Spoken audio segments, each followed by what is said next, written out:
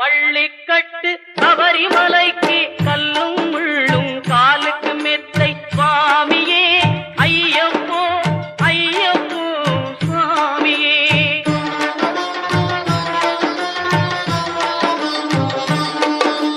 நெய்யபிஷேகம் சுவாமிக்கே கற்பூர தீபம் சுவாமிக்கே ஐயப்பன்மார்களும் கூறிக்கொண்டு ஐயனை நாடி சென்றிடுவார் சபரிமலைக்கு சென்றிடுவார்.